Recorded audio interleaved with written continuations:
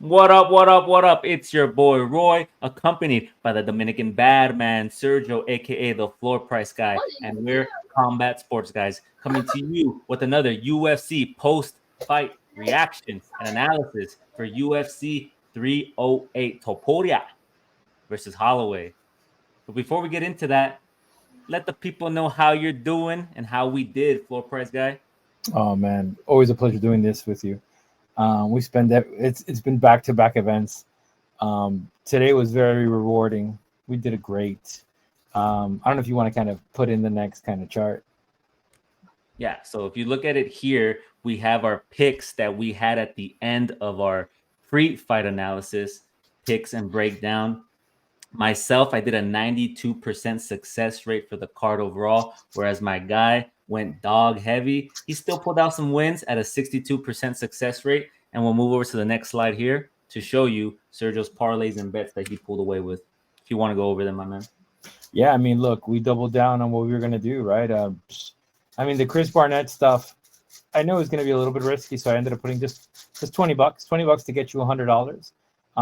Unfortunately, I cannot control the outcome of the jump, and we'll talk about that later. He got injured before he went to fight. You know, the parlay. I mean, look, close fight. Let's be honest with each other, right? That Orbial fight could have gone either way, so that was good. But you know, where I focus all my eggs, where I put all my eggs in the basket, was against Magomedov. I mean, double skinning KO was amazing. I was bullish on Murphy, but the reality is I wasn't ready to put in the hefty price. So I did a money line on the live bet. So that was pretty exciting.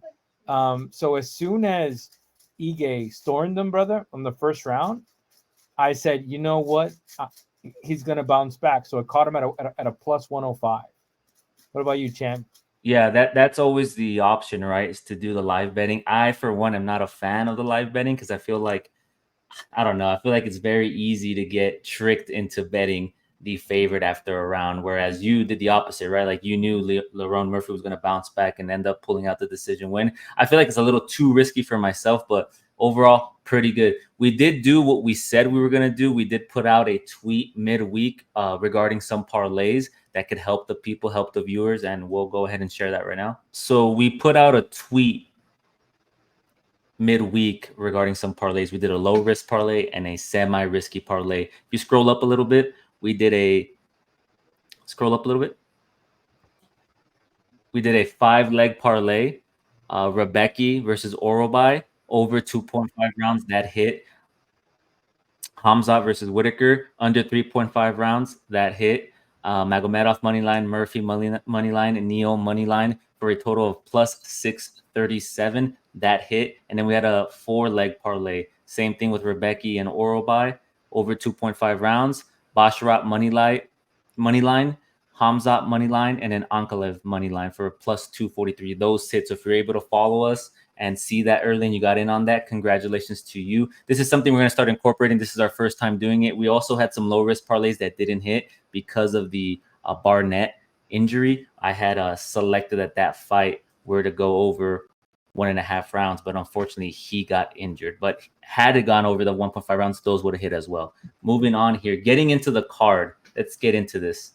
Opening up the card, we had Renat Fakhretdinov beating Carlos Leal, who was making their UFC debut, coming from the PFL via unanimous decision. A lot of uproar on Twitter and within the MMA community. People are saying that Leal got robbed. How did you see the fight? Do you agree with that?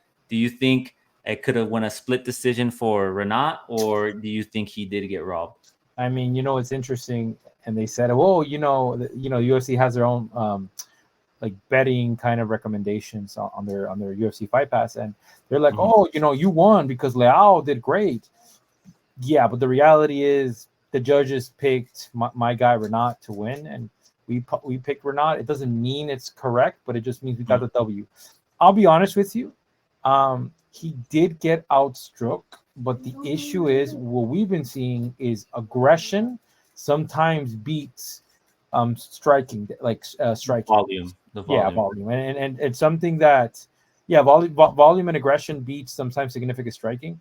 We got to see that last week, the previous week, and you don't know what the judges are scoring, right? So I mean, look, the reality is Carlos Leal won. I hope he doesn't test positive for anything. I really hope not.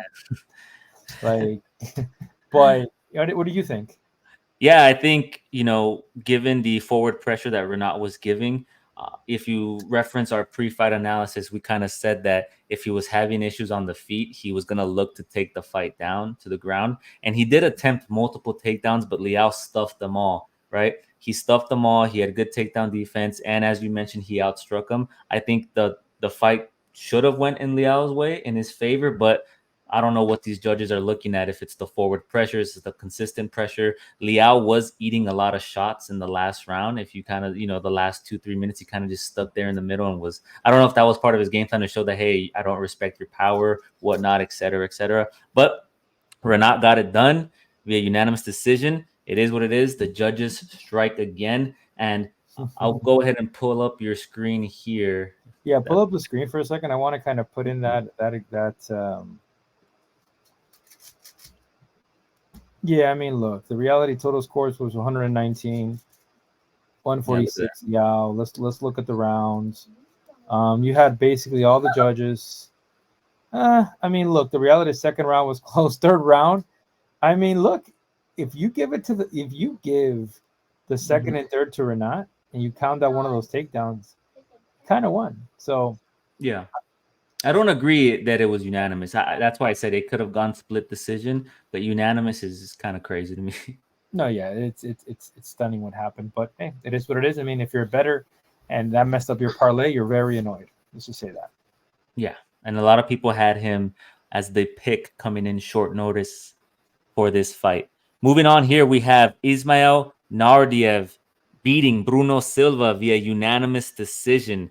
This is Ismail's second go in the UFC. He's fighting at middleweight. His initial stint was at welterweight, as we covered in our pre-fight analysis. His last fight in the UFC was against Sean Brady, where he lost. Not a bad guy to lose to. He came back, and I think he wanted to make a statement. He wanted to cement his place in the organization, and he had a good showing. His striking looked good. His takedown looked good. What did you think of him? His forward pressure was what impressed me overall. What did you think? I was thinking about him his first outing in the UFC. This second version of him, he looked too good, man. He looks like a guy that he got cut. He realized, and guys like him, they don't get invited back with the record he has. I'll be honest with you. He was 4-3 in the regional circuit, I believe. That's why going into this fight, I was like, no, Silva had to have an off day with Chris Weidman. But the reality is, Silva might not be, UFC caliber anymore. Like, he was very lazy. He would throw kicks and kind of like with Dana Cormier say, take pictures, just kind of get lazy. And man, Naurdiev was just on point. He would make him punish. It's just anything that guy wanted. I mean, look, the reality is that's probably, it was a 30-27. If you would have given him a 10-8 in one round, I would have been. It's just he wasn't. Sorry, champ. I know I'm blabbing, but what a dominant performance. Yeah, and I think it's really the tell of two paces and two mindsets, right? Bruno did look like he did not want to be there. He looked like he did not want to be there. Like, I don't know what it is. Maybe he's on the decline. Maybe he's in that point in his career where he's just not that guy anymore, right? And one of the things you referenced in our pre-fight analysis was, are we going to see another Rob Font situation, right? Where he bounces back and he's still that guy. But unfortunately, he's not. And then real quick, here on the screen, we have our Twitter page. We do our full fight analysis as the fight ends. We put those out right away. We do the live odds updates and round by round analysis. A lot of people like that. A lot of people are unable to watch the fight because they're working, they have other obligations and whatnot. So if you're into that, you like to read those, give us a follow. Those we've been seeing success with that. A lot of people like that. A lot of people comment on that. We get a lot of follows with each card that we do. So we're going to continuously do that. So there's an example of it right there. Moving on here, we have Farid Basharat fighting Victor Hugo. He beat him via unanimous decision. Hugo did weigh in 10 pounds overweight. I mean, I think at one point even Daniel Cormier said he saw him in the buffet, right? Like after the weigh-ins. Like, what are you doing, my man? But Basharat pulled out the victory. He did get tagged a couple times. I think even in the second round, if I'm not mistaken, he got knocked down. Correct me if I'm wrong. But yeah, dominant performance. We said that Basharat looks good on his feet. He's fast. He throws the crisp combinations, and he was going to relentlessly pursue that takedown, right? Similar to what he did to Lapalus. And he pulled out the victory. What did you think of his performance? What did you think of the fight? And do you think Hugo gets cut from here, or he's forced to move up a weight class? He put a very interesting performance. Like, it wasn't bad. But how do you deal with a prospect like Basharat? You just get bigger, and we've seen this before where guys just like take my 20%. It's cool, but I'm gonna come heavy. So shout out to him. I mean, shout out to Basharat. He was very upset, got it done. There were some scares because that first round, Hugo looked like a monster, like quick, fast, explosive, went for the leg lock, the knee, I'm like, God damn, bro, I don't even want to fight a guy like that. I'll be honest with you. But he got it done. Shout out to Basharat. I think now give him a top 20, a top 15 fighter, Basharat. But what do you do with Hugo? Honestly, bro, just take him to the Performance Institute and show that guy how to eat properly, because you don't know if he was cutting weight the wrong way, if he was having he was indulging a little bit more. Who would you give him in the bantamweight division? Yeah, we had to kind of scope that out because it is a catch weight, but it did take place in featherweight. Yeah, I mean, look, the reality is, who do you give them from that? Top 15 is stacked, though. That's the issue with top 15. I mean, that's the O'Malley division and Merab division. I mean, it'd be cool though. I'll be honest with you. I don't imagine I'm gonna say Umar. Yeah, but no, Umar's a number 2 contender. Doesn't make any sense. But it would be cool. Yeah. This kid has up and coming, like, he's showing signs of greatness. His footwork is really good. His output is really good. I like the way he moves. It's so good. Yeah. Well, moving on here, we had Kennedy and Nzechukwu beating Chris Barnett via KO, TKO, knee to the body and punches. Barnett, unfortunately, making his return after 2 years, took himself out. A little too top heavy. My man thought he could, hit the bunny hops pre-fight and hurt his ankle. It looked like, right, or his thigh or his hamstring. I'm unsure of the severity of it. Hamstring. What do you think? It was his hamstring? What did you think of him hurting himself? Do you think that it was slightly injured when he did the jump, and then as the fight progressed, it got worse, or was he just hurt from the get-go? Did I even cover this fight? Yes, you did. It's crazy. I'm trying to find it. I mean, look, brother needs to calm down, bro. You can't, because he got injured prior to fighting. I mean, it's here it is. It's something. And I mean, look, the reality is, you're a fan of this guy. This guy has tons of potential, but brother, I mean, look, I'm a big boy. I got that weight. I'm 37 years old, and you can't be, the guy's really forced jumping, right? And the hamstring popped, and it was GG's after that. I mean, I would have loved to see this fight happen without the injury, but it's just very unfortunate that he's been through a lot, but he's his own biggest enemy. So I hope, enough of this crazy stuff, bro. Chill. Yeah, it would have been different if Kennedy leg kicks him or if something happens, because he did have ACL surgery or something related to that. Yes. And he came back, and yeah, I mean, it's just unfortunate, champ. There's nothing really we could say. He was an injured fighter. It's the same thing with when what do you call it? When TJ Dillashaw fought Sterling.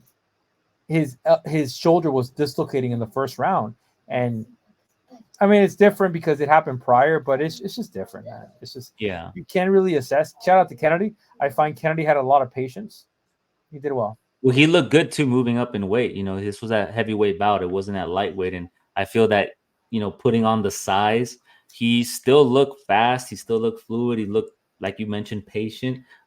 It would have been nice to see the fight extend a little longer, to see how his cardio would have been, how his output would have been. But it is what it is. That's all she wrote. He got the W. A lot of people are upset. A lot of people are hurt because they put that Hail Mary bet on Barnett like you did yourself, and it was unsuccessful. But we'll move on to the next one. We had Abus Magomedov submitting Bruno Ferreira via arm triangle choke. Now, in our pre-fight analysis, one of the things we talked about is if Abus is able to weather the storm that Ferreira brings in the first round, because he's known for knocking people out in the first round, he's gonna have the advantage because he can mix it up with the wrestling, with the ground game, with the combinations, the takedowns and all that, and the submission threat. But Bruno's game plan to me appeared to not overextend or overload himself in the first round. He looked very patient in the first round. He didn't throw much. It looked like he kind of wanted to just get that measurement and kind of see what Abus's game plan was. And in the second round, he kind of had more output, right? His corner told him, hey, we need more from you. He put out more output and was able to, clock him a couple times. And I think even knocking him down, right? Is that in the second round or the third? In the second round, he knocked him down. But Abus, at middleweight, he's fought some serious competition, right? He's lost to Kyle. He's lost to Sean Strickland. I think he was able to piece it together in this fight and demonstrate his skill set. And him submitting Bruno Ferreira, who's somebody who's a potent striker, and kind of showing that, despite being chinny, he can overcome that. I thought it was a good performance from him. It was cool. It was good. I mean, look, the reality is Magomedov took over the first round. And you see the odds there went from minus like 170, 160 to minus 450. It was scary. I was like, this is the guy. And then he looks so much more bigger than the guy. It looks like his thumb right there. They look like they're in two different weight divisions, and it's insane. But then what happens is the second corner, Ferreira goes to the corner, and his coaches say, brother, you need to let your hands go. Yep. Let him fly. Bro, he let it fly, man. And that's when motivation meets fatigue, that's what happened. Right. Yeah. Because I think, Magomed was just so on point. And wow, it was scary. But you know what? The third happened, and there was a big size, like there was a big discrepancy when it came to the grappling. He kind of take him down anytime he wanted. So I think that was the differential. If not, he would have been in a very dangerous place in the third round. Yeah, I agree. And like you mentioned, these size different looked it was noticeable. And looking at Ferreira in comparison to Abus, how would he fare like at welterweight? You think that'll benefit him more? You think he would be able to maintain the power? His conditioning would be a little better. He'd be able to kind of what's it called? Withstand longer duration of fight. I don't know. What do you think? Yeah, I mean, you called it. You nipped it on the head right there. I think he reminds me of Joaquin Buckley, right? Joaquin Buckley is severely undersized in this division. Goes to welterweight. He's still small, but at least he's like strong and compact. So maybe my guy, drops some body fat because he has a little bit of body fat in him. Just gets a little bit leaner and just becomes a mean individual down there. Yeah, we'll see. We'll see what happens. We'll move on here to arguably one of the best fights I've ever seen on a prelim. Mateusz Rebecki winning via split decision against Mittebek Orolbai. What a fight. If you want to talk about heart and willpower, Orolbai can take a hit. His eye swelled up in the first round. The doctor stepped in at the end of the first round. He was able to continue. He got dropped in the third round. He somehow survived, was able to, mix in a couple of takedowns in the third round, was unable to piece it together. But if you look towards the end of the fight, he rocked. It looked like Rebecki, right? But the gas tank wasn't there. The eyesight, he was visibly exhausted, but great fight. What did you think? Did you think Rebecki won the fight, or Orolbai did enough to take this in his favor? Or he lost the fight? We can't be mad at this one, right? Like, listen, I lost money, and many of you lost money if you bet on this fight. But the reality is, you got to see a classic. Yep. The reality was this fight was a 3, close to a 4 favorite. Like, man, minus 350 is full dominance, and Rebecki came out with heat. So going into that first round, I thought that he was going to gas out, because Rebecki was putting an insane pressure, but turns out my man didn't gas out. My man is My man is ready. Shout out to him. Shout out to both of them, man. Like this was just a tough fight. I mean, Orolbai's from the Uriah Faber camp. Um, they had a couple of losses. But this one is, I mean, this one fight of the night. My man got paid. They're probably going to give him a discretionary bonus. Let's be honest, champ. Like that was a phenomenal fight. Like that, and I put there. It reminded me of Bloodsport. That's how good it was. I'm like, what? It was everything. And then, like you said, in the third, they're both tired. He stuns them. It was a beautiful fight. Yeah, it was beautiful. And if you remember in our pre-fight analysis, we kind of said that they're both solid grapplers with Rebecki having the slight advantage when it comes to striking. One of the things that surprised me was, Orolbai didn't shoot for any takedowns in the first round. It wasn't until the second round, I believe, or the third round where he shot for some takedowns. So why the decision to strike with somebody who has the striking advantage over you happened baffles me, but it is what it is. That's all she wrote. We'll move on to the next one. We had former lightweight champ Rafael Dos Anjos also injuring himself, it appeared, losing to Jeff Neal. I mean, there's not much to say, right? The fight started. Neal clipped him a couple times, knocked him down. He was able to get up, and he got knocked down again. But in the second time, he stated that he felt a pop in his left knee, I believe, and then the fight was over from there. It's not much to say. Jeff Neal got it done. He called out Bilal Muhammad, saying that, hey, I know he wants that L back. Let's run it. We'll see. What did you think of Hands and Stones? What do you think of Rafael Dos Anjos losing on his birthday? It's unfortunate, but what are your thoughts? I mean, it's how ironic is it when they were like, Dom says hi to everybody. How ironic is it when they tell him he's 40?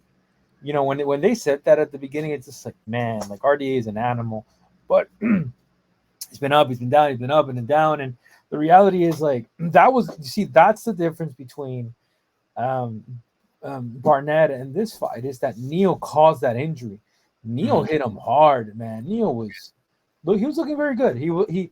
Neal has a tendency to look not flat, but just not move enough, not switch, not a mixed martial artist per se, but he looked phenomenal. Kicks were powerful, strength was powerful, and he put him down not only once but twice.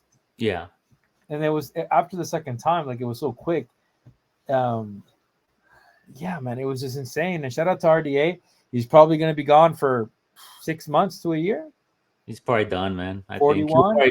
I think he's either done. He'll probably try to come back and have an ego fight, right? Try to get that retirement bout. Try to leave on a positive note. But a knee injury this late, and we don't know the severity of it, right? It could be career ending. So we'll see. We'll see. Next up, we have our featured prelim. Ibo Aslan, the Turkish power, knocking out Rafael Cerqueira via the first round. I think in the first 50 seconds, he threw a total of 17 to 18 punches. He really stunned him with the left hook, and then he went for the kill. Dominant performance in the light heavyweight division. What did you think about Ibo? I mean, Ibo did not look like that in his last fight. Let's be honest with each other. And that's what made me not pick him. I just liked how the other guy moved, but I mean, he just punch him in the butt, brother. Like, and then the guy's just wailing on him, and the referee had to kind of stop in, and he probably threw 17 to 18 strikes unanswered. And that's the thing about it. That's when they speak about not intelligently defending yourself. You're just here. You're just you're moving, you're hurt, and you're still moving, but you're not. That's not intelligent defending yourself. So, I mean, shout out to Aslan. What would you say the difference between this stoppage and then letting the Orolbai fight continue when he had his hands down and he was just eating punches? Like, what do you think the decision is behind those two? I think he was moving more. Because it's instruction based. So when Ori was getting kind of demolished on the ground, it's going to be over. Yeah. When the referee just can't just go ahead and stop you. They will say, hey, you got to move. Show me something. And if they move, it gives them something. Now, there's a difference between moving, intelligence versus not. The thing is, there was fatigue as well, and I think that referee understood that. Prior to this fight, you got basically he was just covering up, and there was nothing. He probably threw one punch. I mean, look, let's look that up right now because did he throw one? Yeah, he threw one kick. I don't know if that kick's going to be counted. Yeah, I'm right. He threw one punch, so this is the difference. Oh my god, 28. Yeah, so he 26. So what did he throw? Was it a body shot? What did he throw? It was a leg kick. It was a leg kick. So I mean, look, you got a good on the pick. But yeah, Ivo did not look like that in his prior. I was struggling a bit to watch his fights, especially because like in his last fight, he finished the guy in the third round. It was he got it was kind of like his only loss. He avenged it, but I just didn't like his body, like his conditioning. But this time, I mean, he did great. I think a lot of people too were disillusioned by Rafael's record, right? The 11-0. It was kind of unknown. If you looked at some of his highlights, a lot of his highlights didn't really show him in trouble, right? They kind of just showed his strengths, right? He would tag people to the body, knock them out, but obviously it's a different caliber of competition. It was a level up of competition, and he got knocked out. The light heavyweight division is kind of slim, I would say. So, I mean, where do you rank Ivo? I mean, where does he go from here? Who would you give him? Give him Menefield. I think give him after that call out, like, and also like let's be honest. Who did he call out? He called out everybody, right? He called out everybody. He Turkish. It's the instead of Poland power, it was Turkish power. Yeah, I don't know what's going on. Nuclear plants. I don't know what's going on over there, brother. Economy's not good in Turkey. Let's be honest. But my man's bringing in bread home, and he's probably not going to get taxed either. That being said, give him Menefield or Smith. I wouldn't mind Smith. Yeah, those two are duking it out. Smith and Reyes are going to number 12 versus number 13. Yeah, and, give him 15. Give him a crack into the top 15. Yeah, and we'll see what goes from there. But look good. Looked like he had some power. I would like to see him kind of, go into the later rounds to kind of see if those questions are answered because you mentioned the cardio. But we'll see what happens. He looked good. We'll go into the main card here. Kicking off the main card, we had Shara Bullet Magomedov KOing Armen Petrosyan via double spinning back fist in spectacular fashion. And if you remember in our pre-fight analysis, one of the things I said is Magomedov's key to victory is going to be moving backwards and counter punching Armen because Armen's going to come forward. He's going to look to land his strikes, hit his combinations. And every time he would push forward, Armen had an answer, right? He had the body kick. He had the side kick. He had the right hook. And yeah, it was just a good performance. There was a lot of speculation regarding whether or not Armen was going to incorporate some wrestling. We didn't see any of that. But Cheryl looked good. He looked good. And I believe he called out. Did he call out our man over here, Adesanya? Yeah, he called Izzy out. Yeah, so what did you think of his performance? What did you think about the knockout? What did you think about the call out? Let me hear, my man. I mean, look, this is a Middle Eastern fighter. And like, what's interesting? We were talking about there wasn't as much as engagement today because of the time slots. There still was engagement, do not get me wrong. But let's be honest with you, right? Like, I think we're now establishing fighters that are going to be more popular in the Middle East, especially with Russia, those kind of countries versus America. And this is a fighter that has the potential to be so big in the Middle East. Like, man, like it's insane. Going into this fight, I put like $300 at a 1 or 250 Magomedov at a minus 170. Champ, like I never do that, but this kid is a sauce. Let's be honest. And going into the fight, Petrosyan starts. And he's quick with those kicks. But champ, the quick kicks and powerful kicks are two different things. Let's be honest. So you could see there the kid landed 45 leg kicks, and Magomed was just taking it right and just calculating, taking it. So I think it was something. It was power versus volume. And you could even see it there. Like the rounds really weren't changing or anything, but champ, I mean the first double spin knockout, like that was crazy, man. Yeah, that was crazy. And then he gave us the English promo after the fact. He's working on his English.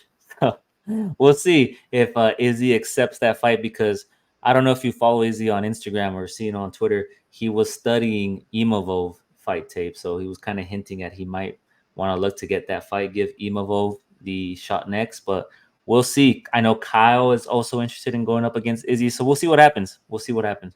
Let's see what happens. Next up, we had a banger of a fight, in my opinion. Lerone Murphy beating Dan Ige via unanimous decision. In our fight analysis, I said Ige wasn't going to make it easy. You know, he hits hard. He has some good striking. Lerone has the advantage when it comes to the wrestling. And it proved to be true. Ige, you know, hit him hard. He hit him hard. He dropped him, I believe, in the second. Was it the second round or the first round? Where he, it was the first round, right? Where he got him with the counter and, you know, kind of put him on the ground, and then Lerone switched to the wrestling, right, because he respected his power. But Lerone pulled it out. It was a good victory. What did you think of his performance? Yeah, I mean, look, Murphy is becoming that UK prospect that is the word of the week, the word of the month, undeniable. I mean, he did great. You know, we can forget that Dan Ige has power. He does. Stones, bro. Like, that guy is like nasty. But similar thing to Kyler Phillips versus Rob Font is that I think Dan Ige, look at Dana, look at Dana's little head right there. It's funny. This she gets funny. I think he overused more energy than he needed. He wanted to get him out there. He smelt the finish. But man, Murphy is a durable individual. His last fight was Edson Barbosa.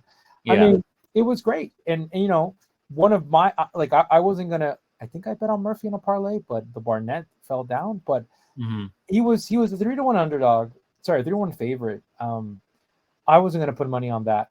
But as soon as Ike touched them, and I saw that line go to plus 105. Oh man, I threw some money on that, and my boy got, you know, he got it down, and you could even see there that, you know, first round, clearly dominant performance by Ige, but then, you know, coming back second round, Murphy took it, going 1-1. The third round looked close, but it wasn't really close. Like, Murphy just was more him than anything else. Yeah, and I think after the fact, I think he challenged Josh Emmett, right? If I'm not mistaken. That's a good fight. Did he call out Josh Emmett to kind of test his power to see where he's at? So we'll see what happens with that, man. But he looked good. He maintains his undefeated streak, and we'll move on. Yeah. You want to talk about undeniable? We had Magomed Ankalaev beating Alexander Rakic via unanimous decision. He got the job done, but he wasn't impressive. You know, one of the things we talked about was he has to make that statement, right? Be undeniable. He had to look for the finish, in my opinion. He had to look for the knockout, look for the submission, and he was unable to do it, but he still won the fight. He is next in line to fight Alex Pereira for the light heavyweight championship. Ankalaev looked good, right? He didn't incorporate much of his wrestling, any at all, in my opinion, and he kept throwing that straight right. I mean, that straight left down the middle that kept clocking Rakic. I mean, what did you think of his performance? A lot of people find him boring to watch, but what did you think of his striking, his movement, and the potential or future matchup with Alex Pereira? He wanted to prove he could strike, and he did. But this Rakic is not Pereira. He will wrestle Pereira.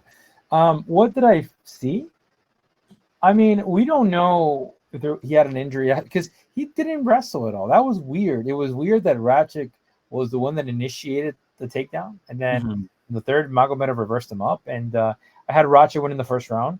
But it was a little, but you know, but the odds were still the same, and it was just weird because, like, are we seeing the same fight? I do feel that the fight was actually closer than many anticipated, but I think the more impactful punches were landed by Magomedov. He did win 2-3, but you know, if it would have been a split decision, brother, I wouldn't have been mad about it. I'll be honest with you. It was just he connected, but it wasn't fully dominant. But also, you know, Rakic was running away a bit, was circling, circling the pace, leg kick. Leg kicks were on point, but leg kicks don't win you fights. Exactly. And kind of if you look at that fight again, Ankalaev did a good job of remaining in the center of the octagon and had Rakic moving, right? Moving in circular motion, kind of chasing him. He put the pressure on him, you could say. Exactly. But yeah, he pulled out the victory. He should be next in line to fight Alex Pereira. We'll see what happens. Alex has yet to respond. He's yet to say anything. If you look at his Instagram, he's at the racetrack. He didn't even watch the fights. So that tells you how concerned Pereira is right now. Here, bro. Okay. Moving on to our co-main event, we had Khamzat Chimaev beating Bobby Knuckles Robert Whitaker via submission face crank. And if you saw the photos, the aftermath of his jaw, it doesn't look pretty, right? A lot of us were like, why did he tap so quickly? What happened? If you saw the photo, his jaw looked like it was dislocated. His teeth looked like they were pushed back a little bit. Just a disgusting, disgusting injury. Khamzat really, really fooled everybody with his nice guy act, right? He was nice up until leading up to the fight. A lot of people thought, oh, he doesn't have the hunger anymore. Oh, he's been too sick. Oh, he's not the same guy he was 2 years ago. My man came out. It looks like he shot for that takedown from the other side of the octagon, secured it, took his back, and that's all she wrote. Dominant performance. What did you think? I mean, we talked about this, right? Like, we knew that if it was gonna be a first round finish, it's gonna be Khamzat 1-2. I did pick Bobby Knuckles. I think Bobby Knuckles did great, but I do think that Khamzat, the cardio question wasn't answered. But then if you're finishing fights, you really have to answer those questions, right? Yeah, I mean, look, shout out to Usman. It gives you a certain appreciation for Usman. I was very vocal about this, but Bobby Knuckles at one point stood up and Khamzat just took him back down. I think Khamzat was just too much in his zone. His energy was amazing. I truly believe if you would have given him the second, third round, it would have been different. But in MMA, yeah, shout out to him. I mean, look, the reality is he tapped sooner. When he went for the choke, and I thought he was going for the for the chin, but he just caved his teeth in. And we're not gonna show that, but you could look it up. It was brutal, champ. What do you think about that? Yeah, I think it was brutal, and it really goes to show you how much Khamzat respected Whitaker's stand-up game, right? His striking, because he knew not to engage with him, right? He engaged with Gilbert Burns, right? He engaged with Usman, but with Whitaker, he knew not to take that battle, right? He immediately went for the takedown, and we talk about it often being undeniable. I think at this point, he is undeniable. He should get a title shot. The winner of DDP versus Strickland. What do you think? You think he gets the winner of that, or he fights another fight? There's a lot of bad blood there. I mean, I'll be honest with you. I prefer now after that performance, just because I truly believe if we look at how things are, Sean Strickland did Paulo Costa. Was Paulo Costa a top 5 fighter at the time? No. It was kind of guaranteed for him, right? Just because of the close match he had with DDP, but just based solely on that. But I just say ride the momentum and give this guy while he's healthy the shot. Sean Strickland did come out and tweet like, inbred. I'm next, inbred. That Conor McGregor thing, and crypto scams and and all this different stuff. But let's give it to Khamzat. Give it to Khamzat. Have him take on DDP. Give him some sidelight money, we'll call it. That's one of the things I was going back and forth on Twitter with different people, is that when Yoel Romero was supposed to fight Michael Bisping, I don't know if you remember this, but GSP took his slot. Yeah. And one of the reasons why was because the UFC said, hey, we want to make this fight and we want to jump you. I know you're not going to be okay with it. So what we're going to do, we're going to give you a boatload of cash. That's what they did. Just give Sean Strickland, Sean Strickland $200,000, make this fight, and go from there. Yeah, we'll see we'll see what they decide to do. But yeah, I think at this point he's demonstrated that he's a powerhouse. He's a force to be reckoned with. His style is aggressive. He's a dominant wrestler. Give him the shot, man. That's what I'll say. Give him the shot. I mean, there's no one else to give him. There's no one else I would like to see him fight other than for the title. But that's just me. We're about to go into the main event. And I just want to remind you something. Mm-hmm. Everybody, and this is the reason why I think you should give it to him. We were more bullish on Max Holloway than Leal Topuria, was because UFC 300 was our, like, out of the two fighters, it was the most recent victory and finish. That's why Max is going to do this and that. So it's similar to Whitaker, like, and Hamzat, like, it's fresh. Use this. Use this. Yeah, use it, right? Yeah, I agree with you.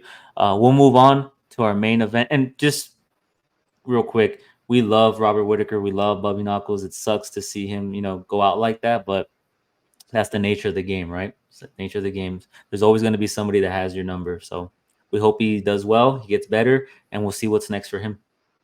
Next up, we had our main event, Ilia El Matador Topuria knocking out Max Blessed Holloway for the first time in his career via a left hook to ground and pound punches in the third round.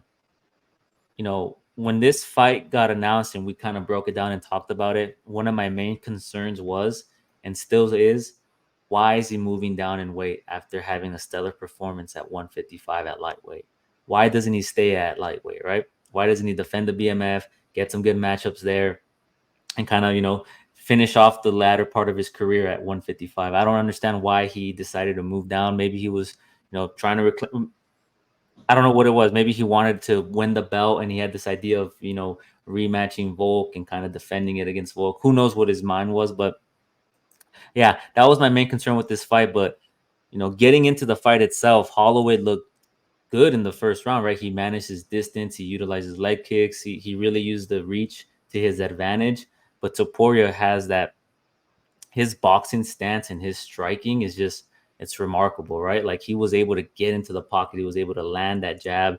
And, I thought he was going to incorporate more of his grappling. We saw it in the first round. He was able to easily pick him up and take him down. I guess he kind of just wanted to demonstrate that he can grapple, he can take him down, but he didn't really focus on it, right? He kept the fight on its feet. And, he got it done in the third round. He did point to the ground in the first 10 seconds, and Holloway said, nah, we're not doing that. Smart from him. What did you think of this fight? What did you think of both their performances? Ilia is him. He's him. Well, yeah, if Holloway was in for 300, Ilia Topuria is him. I mean, look at the resume. He's beat two former champions, featherweight. And wow, champ. I gotta say, like, Ilia, is it surprising to us? No, we had Topuria winning, and as many, right? And what's the difference here? It's just his striking. Like, when he closes that gap, he's such a dangerous individual. Like, it's just the rotation in his punches. He knows how to generate power. Like, he is the best boxer in the division, or in the UFC, if you want to kind of call it. And you know what? All these guys are bigger than him. At one point, I was a little bit scared because Holloway was having success in the distance, but then he would just close it, right? Yeah. He would close it, got the takedown. It would have been great to kind of see 5 rounds. I'll be honest, champ. I'm just sad that it ended it early. But I mean, Topuria got it done, man. Entering into the second round, it was a 1-1. Just bite down on the mouthpiece, landed a hook, wobbled him, smelled the blood, and he just wailed on him. But the rotations of the punches, I mean, and when it comes to Holloway, champ, no bad blood, no anything. I wish him the best. I just don't want, like I said before, I don't want to see him at featherweight. You could tell that there's a frame, and I'm gonna have to look this up. They put a side by side of him at 300 and at 308, and he looks bigger now. And it's just like, what are we doing here, bro? Like you just stay up. You're healthy. I just think he's cutting too much weight. You also have to attribute it to some extent, that weight loss cut. That's brutal on him. So shout out to him. I think, I would love him to do big things. It would solidify Topuria's career now, the more Max wins. and yeah, champ. And the reality is they bumped them up to top 5 now. So Holloway is a top 5 lightweight. Yeah, I think he was after that performance with Gaethje. He's always No, been. He no, no, wasn't. I no. thought he was. I remember seeing him there. They gave him top 8, top 9, and they kept kind of bringing him up. But then, like, I know Dana, because like, how do you have Justin, I was gonna say Justin Timberlake, Justin Gaethje at 3, and then have Holloway at 9? So they bumped him up to 5. So he said he's gonna take some time, but he would want to fight back in UFC International Fight Week, and that's in July, summer of 2025. I would, if Conor doesn't fight Dan Hooker, I would like to see Dan Hooker versus him versus the BMF belt. I think that would be an amazing fight. Yeah, and the interesting thing is after the fight, Volkanovski entered the octagon and said, "Hey, I'm next in line. I want that rematch." And Topuria honored it. He said, "Yeah, you deserve it. You'll get it." Now, the interesting thing here is, where does that match take place? Because Volkanovski has teased that he wants to be on the Australian card. They also have the rumor that there's going to be a card in Spain sometime next year. So, does he wait and skip out on the Australian card, or does he fight somebody else on that card? Because if he fights somebody else, he risks the potential of losing, right? He could lose to whoever he fights unless they give him someone at the bottom of the rankings. But yeah, it's going to be interesting to see what they do, how much time is going to be in between when they fight, because I know he wants to get back into the octagon. So we'll see. We'll see. He's gonna camp for his title fight. I just fear for Diego Lopez. I feel for him because I feel that Diego Lopez should have stepped inside as well. He should have kind of stepped inside, and he should have made WWE. Yeah, because you know what, I think Volk understands the game, and Volk understands that. It's y'all gonna forget about me? Yeah, exactly. So I mean, Volk did it good. Does Topuria want a main event Sydney? Because that's what it would be. I think Izzy fights in Sydney. I think you got to take advantage while the iron is hot. So yeah, I don't think Spain happens quarter 1, quarter 2. I think it happens quarter 3, quarter 4. And then it happens against Diego Lopez. Let's be honest with each other. You think Spain happens with quarter 3, quarter 4 with Diego Lopez? You don't think Diego Lopez has a fight in between? You don't think he goes up against Yair? That's a good fight. I don't think he should risk it. Like, it's a very dangerous fight for Yair is dangerous, man. Yair is Evlov too. Who's the other one? Mosber, the guy that gave him his L. Evlov. No, that's a risky fight for. I don't think he takes that fight. I think Aljo fights him. If Aljo, it gets tricky, right? Depending on if you. Yeah, I don't think he. I think he's gonna wait. He's gonna. It's gonna. The thing that concerns me is I don't want him to be out of combat waiting for the title shot if Ilya's gonna give it to Volk first, right? Because then you just when time is the number one thing you can't get back, right? So if he kills all that time, it's not good in my opinion. You got to be active. Well, let's look at the ranking. So yeah, I mean, look, these two fight in February, right? And then, I mean, if I'm Ilya, I'm gonna want to, maybe he defend the belt two or three times, and then goes to lightweight, and tries to fight Islam. Heavyweight. Him and Ferreira book him. Lightweight. I said light heavyweight. I said lightweight. Yeah. I honestly think Lopez needs to camp. It's just Yair's coming off a loss, man. Like, it would be so brutal. Like, does the UFC really want to lose a contender? Yeah. And then, like, for example, Ivalov doesn't have enough eyes yet. So now here's the thing: if Sterling wins, he's banging on the door now. Sterling is one fight away from fighting for the belt. I think 1 or 2. But yeah, I think Lopez should wait. Have him fight.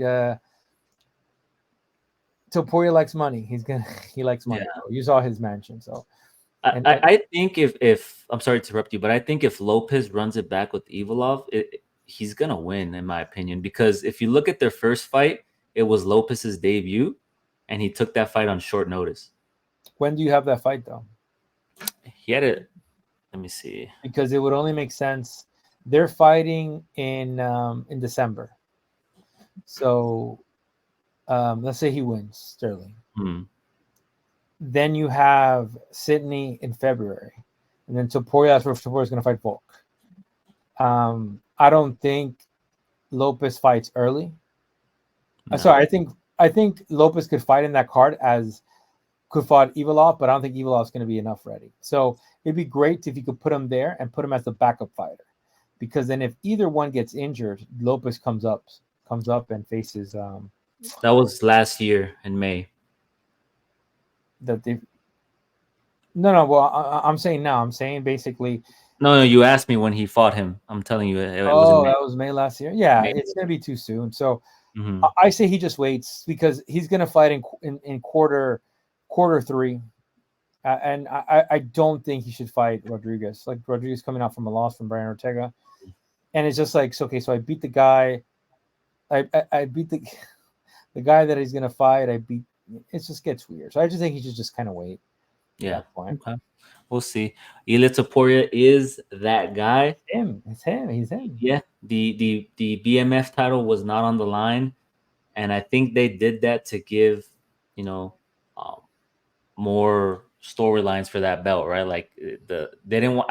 My opinion, they didn't want it tied to the featherweight belt, because if you put it on the line for the featherweight belt, each title shot, in my opinion, is going to have the BMF belt, right? So I think they did that, and they also did it to give Max Holloway other options, correct, for money fights, for big fights. But I would disagree, man. If I'm Topuria, I'm gonna run with a bad boy, with the bad boy here, and say I'm the BMF. And you know what? You know he's gonna say it. Oh, he is, and after done with Volk, I want Conor McGregor. So apparently, somebody clarified me that the call me was not for Topuria, it was for Holloway. Okay. But what I would do is just like I'm the BMF, Dana. That's my belt. I want Conor. Have Conor and him fight at 155, and I think it'd be amazing, right? Because again, it's another one of these fighters that idolize Conor McGregor, right? Similar to Sean O'Malley, and then Sean O'Malley, Conor disrespects Sean O'Malley, and now Conor has done it to Topuria, and I think that's a great segue. That one would be in Vegas, but man, wouldn't it be a story of, you know what? I'm the BMF, Dana. I want to fight McGregor in Spain. Lopez could wait. I'm coming up. Yeah, no, and they would make him wait. For McGregor, they would make him wait. Yeah, brother. They would make him wait. And then he also has teased that he wants to fight Islam Makhachev. He's saying that he could be the first person to submit him. I don't know about that. But, Dana has also stated that, if Islam wins his next fight, he could go up against, he can move up and fight for the welterweight belt. So he does want to be a 2-division champ. So we'll see. There's a lot of shit that could happen, right? A lot of stuff that could happen. We don't know. I mean, run it back with Charles again. Like the thing is, clear that division out. Yeah, I mean, look, as long as Bilal's champion, Islam is not coming up. But I also think that Topuria is too small for lightweight. I just didn't like how he looked against Max. Max looked so much more bigger than him. He did knock him out, but there are levels to this game. Let's remember that. Well, the opportunity is there too. If he could also move down if Dvalishvili loses the title, right, to Umar. I don't know if you've been following. He got kind of upset when someone brought up Umar. He said, "Oh, he's ducking me. Where is he at? He's ducking me. He doesn't want to fight me. Sean O'Malley deserves the fight." So a lot of weird stuff going on between them. We'll see what happens in the bantamweight division. So my guy just wants to get paid, bro. My guy those paychecks hit different, man. When you're champion, you get that monthly paycheck. It's different, man. Yeah, you're making pay-per-view points, which I think that's the reason why, and go from there. Yep, go from there. If you made it this far, thank you for sticking with us. Make sure you hit the like, the subscribe, comment, share. Tell us whether you agree with us. Tell us whether you disagree with us. Tell us whether you like my hat. Tell us whether you like my shirt. Tell us whether you like the way Floor Press Guy shadow boxes. Whatever it is, we won't take it personal. Make sure you follow us on X. We are steadily growing that account. We're nearing 400 followers. Every pay-per-view, every card that we have, we get follows. We are putting out those fight analysis immediately after the fight, round by round. People seem to like that. We are also incorporating our parlay picks for you guys to either tell or to consider. Everybody's financial situation is different. We will never tell you what to place, what to do. Everyone's in a different position. So be responsible, be an adult. Picks are different from bets. I always have to emphasize that. If you look at our success rate, I had a 92% success rate, whereas my man had a 62% success rate. He hit on a lot of his bets, regardless that his picks weren't correct. And a perfect example is the Orolbai pick. It was incorrect, but the bet that I placed was for the fight to go over 2.5 rounds. And we're always transparent we're always transparent in that, and we're going to continue to be transparent in that. We're always going to show you our picks, our percentage, and our success rates. We're doing good for the year. We're going to keep the momentum rolling. We have UFC Edmonton, Moreno versus Albazi coming up next week, and we will be back with our full card breakdown, prediction, picks, analysis. I'm accompanied always by the Dominican bad man, Sergio, aka the floor price guy. Any parting words, my man?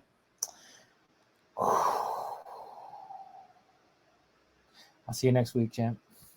See you next week, man. Everybody take care. Love who you love. Do what you do. Peace. Easy.